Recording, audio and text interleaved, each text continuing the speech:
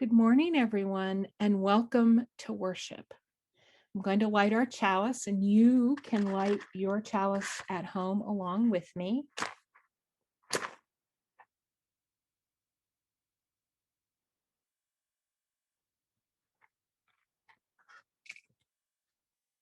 We light this chalice to celebrate Unitarian Universalism.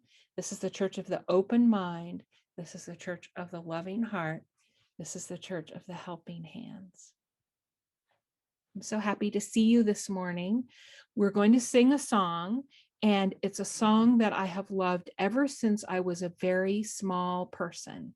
And you'll see later why I want to sing a song that I've loved since I was a very small person. The song is Guide My Feet, and the words are, guide my feet while I run this race.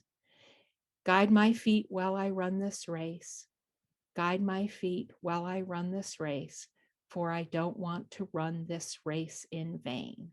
So sing along with me.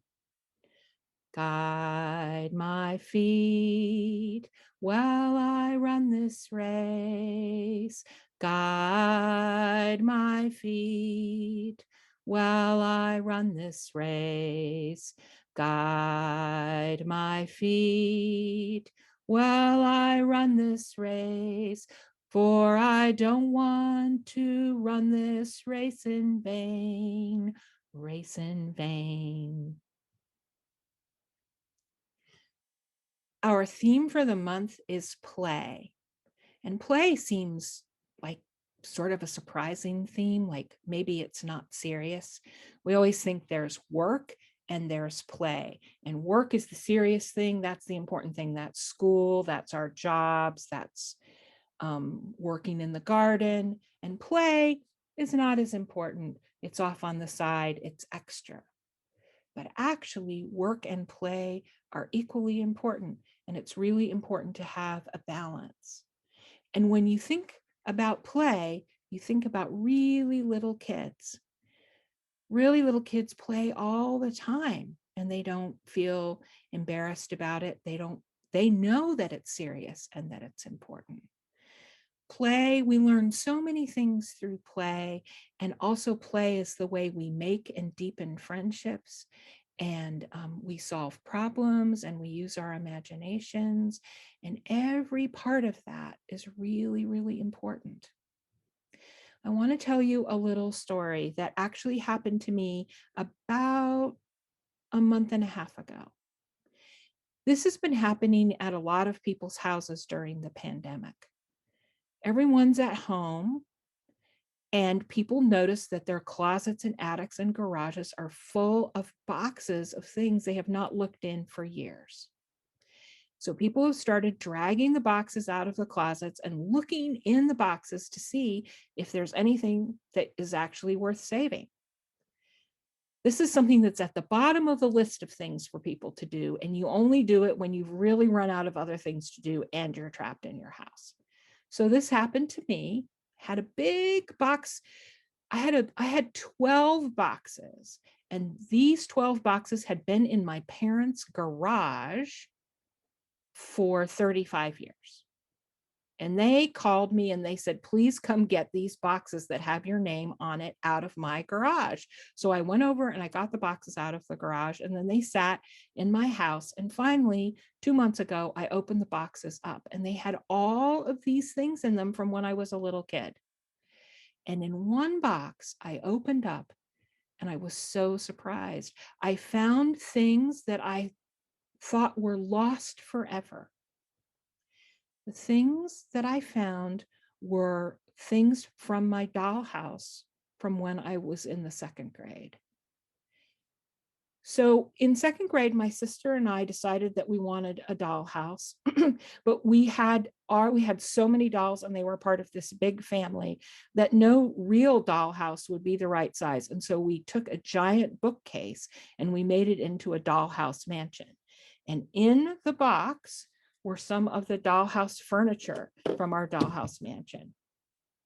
And then I found the dolls, and they were a little bit nibbled on by mice and a little bit dirty, but our dolls were in a doll family, and this was my doll. And her name was Alexandria, and she was very, very mischievous and bad. She was always trying to cause trouble. And my little sister's doll was Catherine, and she was very well behaved and not mischievous at all. And she had a magic talking lamb called Lamatini Tata. And we played this dollhouse game from when I was in the 2nd grade until I was in the 8th grade. And at first we played in the giant dollhouse mansion in the bookcase. And then after a while, we just started doing something that we called talk play. And I had forgotten all about all the details of this. And in this box were all the dolls and little books that we had made and furniture. And I started taking pictures of them and texting them to my sister. And I texted her and I said, "These are pictures of old friends." And she was so excited. And then she came about a month ago, and I put all of the dolls in little bags, and we took them all out and looked at them. And it just reminded me of how much fun it was to play, and how my sister and we made up all kinds of amazing stories. We made up spy stories, and our dolls went to boarding school, and it was just, they took trips all over the world. It was really great. So that is a little story that I wanted to tell you about how I opened a box and discovered play. And it's just really important to play, and some of our happiest memories are from playing. And there's all different kinds of playing. There's board games and video games and sports and imagining games, and there's peekaboo. I don't know if you have played peekaboo with a little baby, but if you play peekaboo with a baby who's about 9 months old, if you go like this, peekaboo, you can do it over and over again, and they will laugh and laugh and laugh and laugh and laugh. And it is so much fun. And then you start laughing. It's very fun. So I want you to remember to have a balance in your life between work and play, and to remember that play is really important. Play is really good for your soul and can make you really happy. So when we go into breakout rooms, we are going to play, and we're going to play a game that uses your imagination. And I'm going to move the chalice out of the way so I don't burn my scarf and my hair.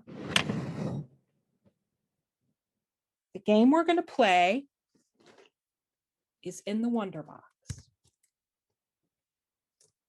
And the supplies for the game are in the Wonder Box. And I am going to get them out of the Wonder Box, and I'm going to give them to the leaders of each of the breakout rooms. Okay. So the first thing is that I have something for Jenny.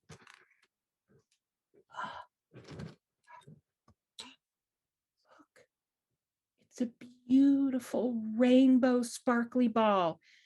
Can you hold your hands up, Jenny? I'm going to throw it to you. Can you catch it? Jenny got it. All right. Now I am looking for something in here for Avery.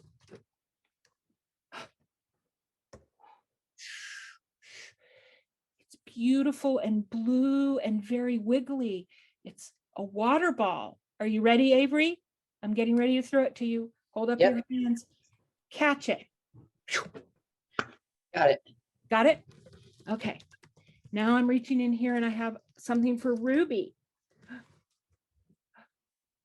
Ooh, ow, ow, ow, ow. Ooh, it's a fireball. Hold up your hands, Ruby. Here it comes. Be careful. Put it down so it doesn't burn your hands. All right. We're going to play games with these magical imagination balls in our breakout rooms. So in your breakout rooms, be sure to share joys and sorrows, and then to play with the ball. All right. And then we'll come back to extinguish the chalice and have time for recess. Are you ready, Kat, to send us where we're supposed to go?